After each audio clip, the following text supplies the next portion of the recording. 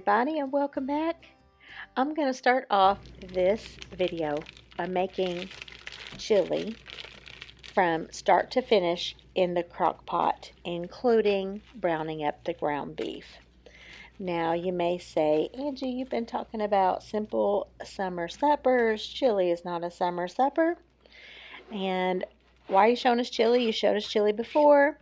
Yes, all that is true. I would agree with you. But when my sweet husband requested chili, and it was a little bit of a cooler day, I said, absolutely. And you know what? I would have made chili for him any day. It didn't matter what the temperature would have been. If he wanted chili he was going to get. I'm showing you this one because I made it from start to finish in the crock pot. Now, oftentimes people will brown their ground beef on the stovetop and then put it in the crock pot with the other things. That's exactly what I always do.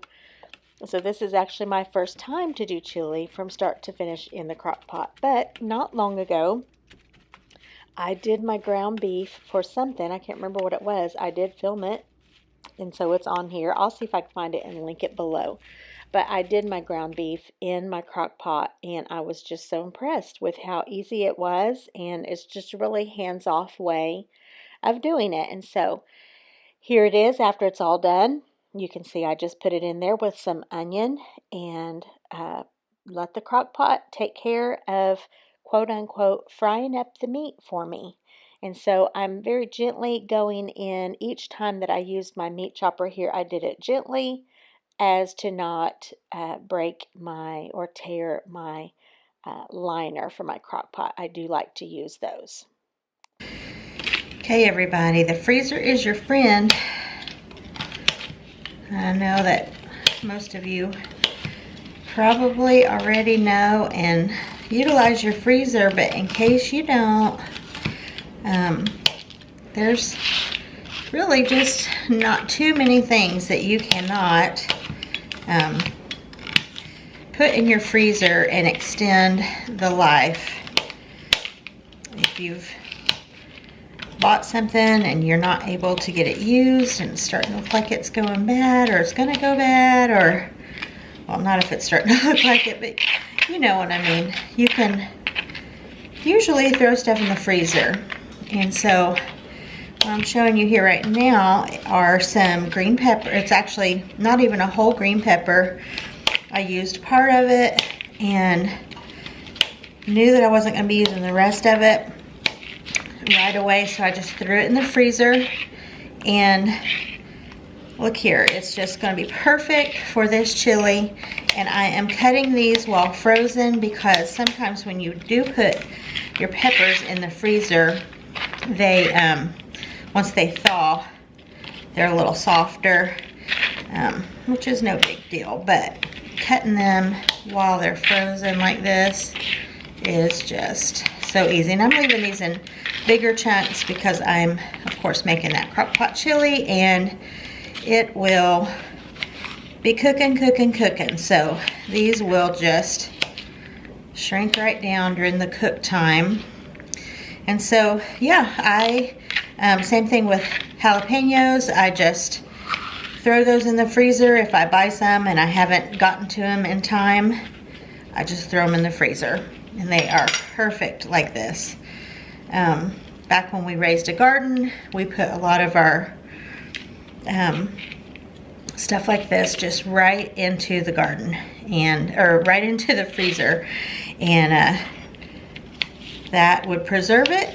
And whenever we were ready for it, it was ready for us. So if you've been around here long, you know I put a lot of stuff in the freezer. It's just James and me, and we're empty nesters. Of course, we have family night, and I cook for our church fellowship meal and various things. So I'm often cooking for just more than two, but daily life, it is the two of us.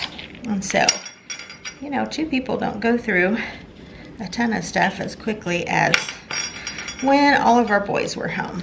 So let's see if we can get all these seeds out of here, or at least the most part.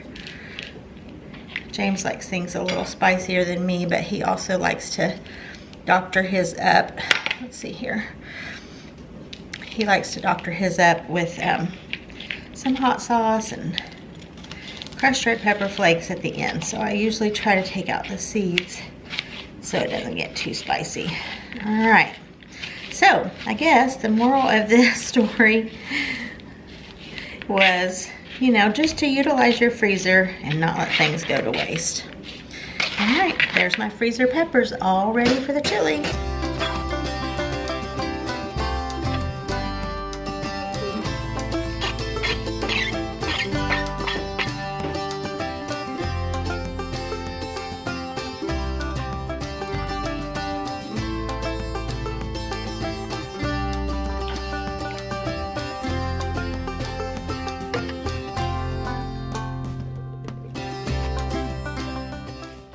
Here are my dry seasonings all mixed up together. So I have regular chili powder and chipotle chili powder.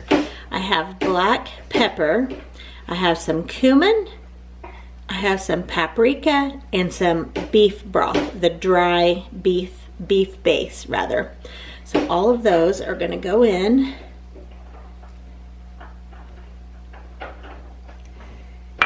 And then I'm gonna add probably my tomato can here. It's a 28-ounce can. I'm gonna fill that up with water and get that in there. And then I will adjust if I need to add more water. And I'm not adding any salt because I'm using that dry beef base, which is salty. And then here in a little while, I'm gonna keep this on low. I'll try it for seasonings and see what needs to be adjusted. And one last thing, we have to have some garlic. So I just have about a tablespoon left in this jar, my garlic. So I'm going to put all of that in there, and I'm going to rinse that out as well.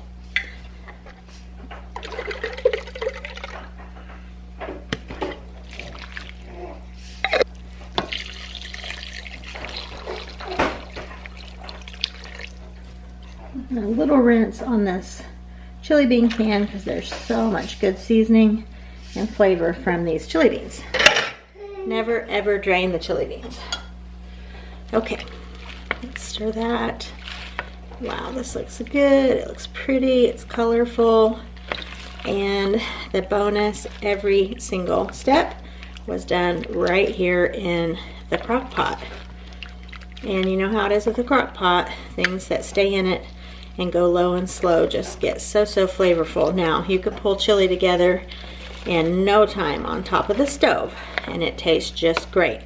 But you can do it in the crock pot too, and as it simmers and cooks low and slow all day, it's just going to be really delicious and flavorful. So chili is just so versatile. All right, this is looking great. I'm going to get the lid on. After this had simmered for a couple hours, I gave it a taste test and decided that it needed some more tomato flavor. We like a real good tomato flavor on our chili, so I knew a can of tomato paste would just make it rich and delicious, and it did just that. So I got that stirred in there. Everything is looking really good now at the end of the day, and the crock pot did all the work for me. I did not really have to do a thing after getting it in here, so I love the crock pot for that.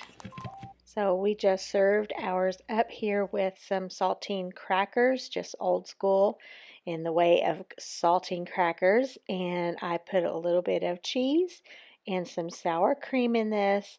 It really hit the spot, and now I want you to stay tuned because I'm going to show you how I used this chili and did a little leftover makeover and made such a really good dish for the next day. So let's just move right on into that. All right, first up, the next morning, I decided I was going to go ahead and get a salad made to go with dinner for this night, and this was family night. So I got quite a good size salad made there, and it's not often that I buy these box of greens. This one was the spinach and the spring mix. I just don't usually buy that, but my goodness gracious, I filled this bowl to the brim, and there was still so much left in that box. So you get a lot packed in those little boxes. I had some of these little mini cucumbers that I cut up and put in there, and I had a package of these really fun various color cherry tomatoes or the little small tomatoes. Look at all those fun colors. Put those in there, and I think that's the fun thing about a salad. It can be different every time you make it based on what you put in there. There's a lot of ways to make a salad different from time to time. And so my daughter-in-law Hope commented that night about how yummy the salad was with all the different things that were in there. Um, I had a bag of green onions that needed to be cut up anyway, so I just went ahead and did that. Put some of those in there, so I got the salad already prepared and ready earlier in the day. I also, although this doesn't really technically quote unquote go with this meal in my mind, but I knew I wanted to make some fried zucchini. So I saw this a couple of years ago. I think it was on In the Kitchen with Mama Mel's channel, and she had seen somewhere that someone had cut up their zucchini this way. And so I've done it that way a few times now, and that's what I decided to do today because I knew I was going to fry this in my deep fryer. If you watched a couple of weeks ago, we had a fish fry, and so we have our deep fryer. It still has that oil, and I like to get as many uses out of that oil as I can because it is pricey to fill up, a pretty good sized deep fryer with your oil. So while the oil is still good, I like to use it.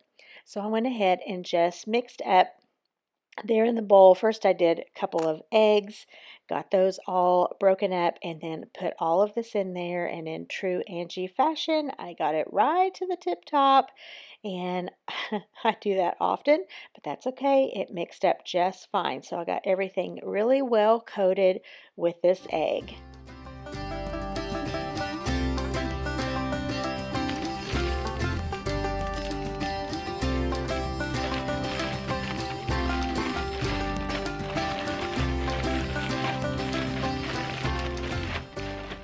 In this large gallon-size Ziploc bag, I just put some flour and just a tiniest bit of cornmeal and got this all mixed up together. Such an easy way to do it. And like I said, I did my deep fryer. I just set up my little table outside on my patio and put it in there and let it go to work. So this was such an easy and quick way to fry up the zucchini. I just lined my little dish there with paper towel when it came out. That way some of that excess grease and oil could drain off. And so this was so good. I like to put some salt on it when it comes out. This was delicious. All right, now back to dinner. In my crock pot here, you can see I have put my chili. Now, I just put it from the night before into my refrigerator and then just popped it back in there that day. And then I'm using a whole bottle here of chili sauce. I love this chili sauce. It is a great ingredient. I like to always keep that in my pantry. And so I knew I wanted to add that to my chili from the night before. Now, you can see here that I have angel hair pasta. I cooked that up per directions to al dente. I don't want to overcook it, and I put that into my little baking dish here. And I use one of these disposables because this is deeper than my regular 9x13s, and I wanted plenty of depth here to make this. Now, I love to make, and we love Chili Mac Supreme. I have showed that on my channel before as well. James really used to back in the day. He liked the one from Steak and Shake, so I kind of came up with a way to make it really similar to that. So this is kind of a play on Chili Mac, but a little bit different. So I actually looked up recipes like a chili spaghetti or something like that, and I found several things. I found one, it was called like a cowboy chili casserole, something like that. So I was like, yeah, this is kind of similar to what you would think a cowboy chili casserole would be. So it's kind of a chili mac, but just a little bit different, and I'll show you some of the things here next up that I'm going to do that really made this delicious.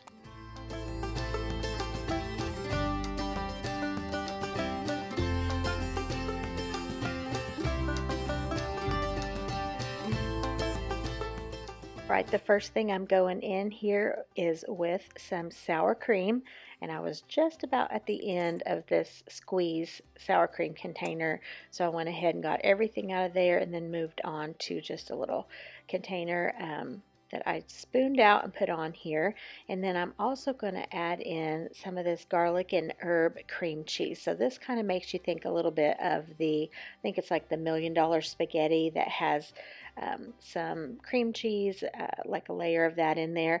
And my whole idea was for family night. I know when we make the chili mac, we do just the pasta plain, then we spoon the chili over top, and then we just build it on top.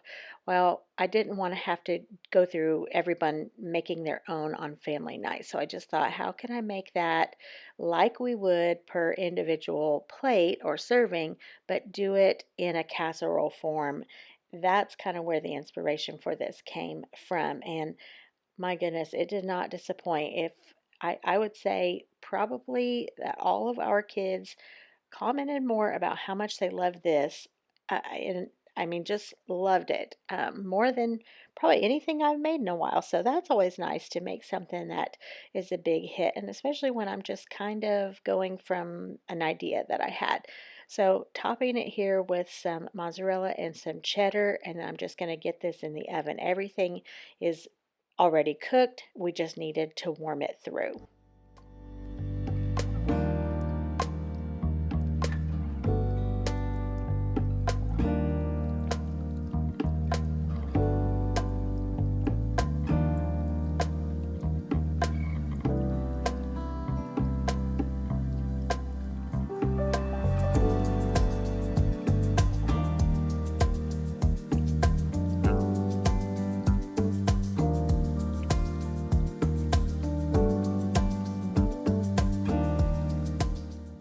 Gotta love a husband who sharpens your knife. Did you see how easily I went through that bread? Now look, holes, big old holes. Not all of the pieces, but a lot of them. I was like, oh brother. So the next little section didn't have as many, but if you saw a week or two ago, I made some bruschetta or bruschetta or oh, what's the other word for these little things? Anyway, where you do your toasted bread with your mozzarella cheese, your tomato, and bake it till it gets crispy. Crostinis, that's the other word. So they were so good, I wanted to make some for family night as well. So it just doesn't work as well when you have big old holes in your bread. So your cheese and everything's going to fall through. But we made it work, so that's what I'm putting together here.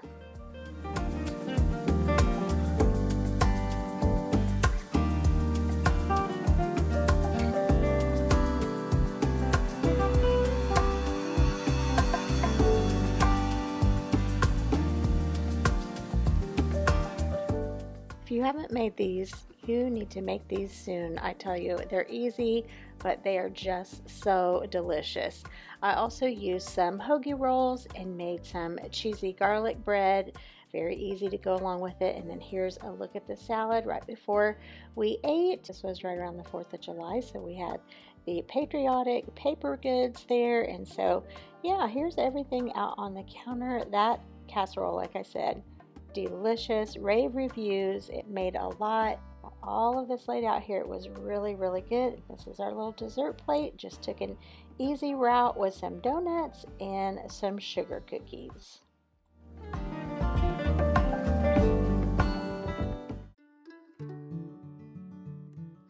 Next up, I'm going to show you how I made these turkey roll-ups.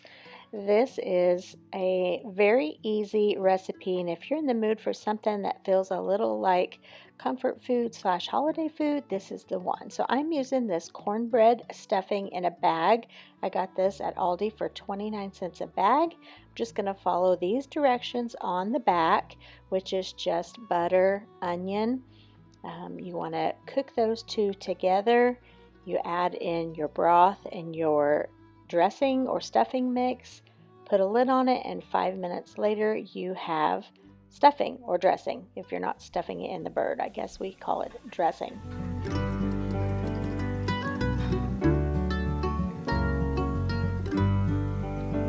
Now on the back of the bag it said you could use water. I chose to use broth instead, and you can also cook celery in with your onion, which would be great. And I wish I had celery. I would have definitely put that in there. Anyhow, I'm getting this all mixed together here. I don't have a lid that fits this little pan here, little kettle, so I'm just going to pop my plate on top of it and let that soften. As it sits there covered up, it's going to get soft and we'll be ready to use. All right, after it is all done, you just use your fork and fluff it up. This is actually the first time I've ever used the bag of stuffing mix. I usually just have the box, like the stovetop or whatever, but this one was great. Okay, so I also have 2 little envelopes of this turkey flavored gravy mix. That's what I'm also going to use to pour over top. And then here's the turkey I'm using. Now, this is not my preferred turkey to use for these. I've made these for many, many years. This is first time I ever had these. My mother-in-law made them, and they're just so good and easy to make, and she still makes them. They're really delicious.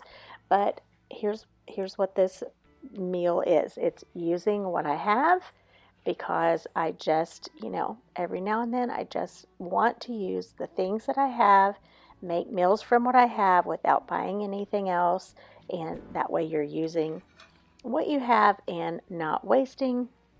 And so that's what this was. I knew I had the turkey, I had the dressing, I had the gravy mix, I had everything. And so this is what I decided to make with it. So you can see here I have put out the turkey, and since these are smaller pieces, thinner pieces, I'm having to kind of work with it here and kind of configure it, as opposed to using deli sliced, say the like oblong deli sliced turkey, and then when I get it from the deli like that, I have them slice it a little bit thicker, and that works a little easier. But like I said, I'm using what I had, so they don't look the best, but that really doesn't matter. They turned out great. Made the little packets of gravy, poured those over top, and you have turkey and dressing roll-ups, or turkey roll-ups. They are delicious, served along with some mashed potatoes. So if you have never made these, this is one you could add to your list that is easy and quick and just tastes delicious. They just bake in the oven until everything is heated through. And I served mine, of course, with the mashed potatoes, some green beans, some cottage cheese, and it was a really yummy meal.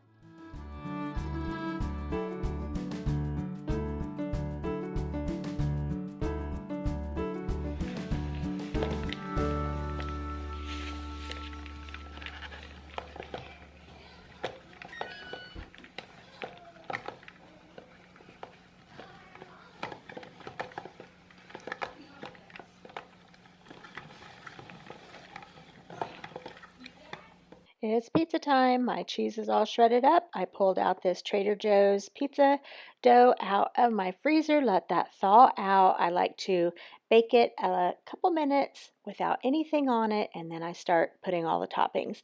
I make my pizza sauce from scratch sometimes, not always, but it makes enough for 2 pizzas. So I had this one left over, and from the last time I made it, put it in the freezer. So I also pulled that out. I fried up some mushrooms, got some peppers there on one side, and doing pepperoni all over the whole thing. We love homemade pizza. If you've been around here long, you know that.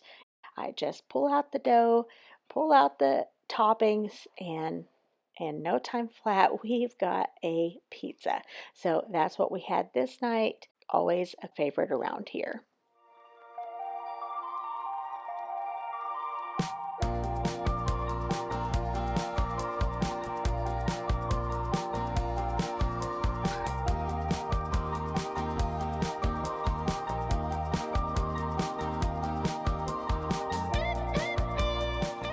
Okay, the last meal I'm showing you here today, I am making a new recipe for brats and Italian sausages. So this is called Dutch oven brats. So I am using a lot of onions. I love love the onions on a meal like this, and they cook down so much. So you want to start off, at least I do, with a lot of onions. I am making 2 packages of the brats and the sausages. So I want to have plenty of onions to go along. These are my sausage buns that I'm using, these Pepperidge Farmhouse. These were really, really good. And so that's what I'm going to use to put them in. I am going to use this provolone cheese and 2 packages of sausages, the Johnsonville Italian sweet and this queso with pepper jack cheese. This one was really good. I've made the sausages many times, but I had never seen the queso, so I really liked those. I had one of those and it was great. So, all right, the recipe for this and any other recipes that I've shown will be down below in the description box.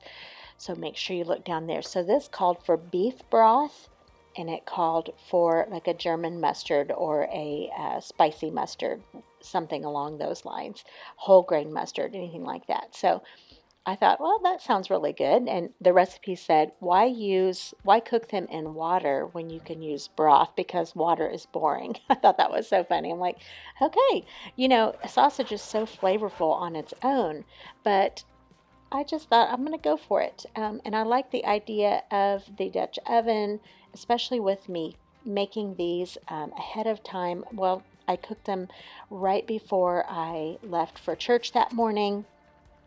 And the way these Dutch ovens work, they get so warm and they retain their heat so well. I knew this would be great for taking to church, and then I was able to just put it on a low heat closer to time for the fellowship meal, and it worked out great. So you can see here I added a lot of green pepper as well, and I got everything all nestled down in here. I put the lid on and put it on low heat, and this just kind of cooked on the stove as I was getting ready for church. Pretty much was done, but it still had quite a bit of broth, and it was perfect to take along with me. So if you're looking for a recipe to take along somewhere, or just a new recipe for brats, this was a really good one.